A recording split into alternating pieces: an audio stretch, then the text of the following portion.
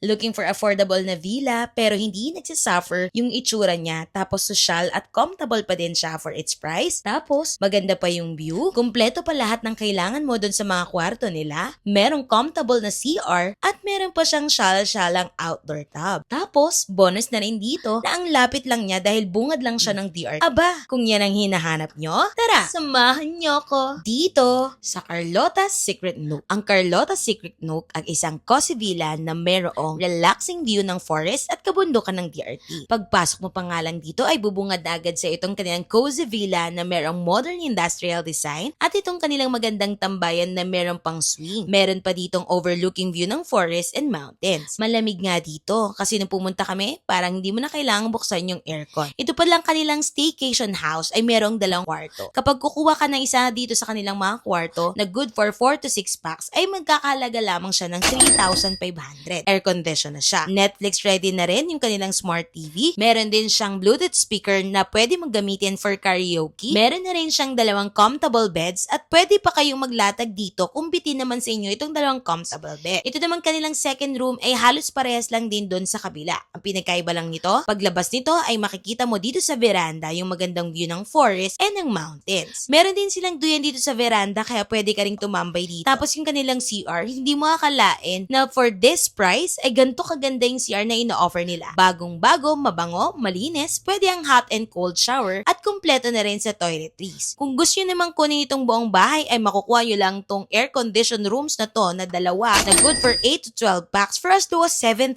pesos. Yes, kayo lang dito 7,000. By the way, kapag weekdays kayo nag-book dito is less 500 per room pa makukuha nyong discount dito. At kung bitin pa nga sa inyo itong 2 rooms at trip nyo pa na meron pang mag-tent ay pwede kayo dito sa kanilang tent-only deck area with a minimum fixed rate na 2,000 pesos.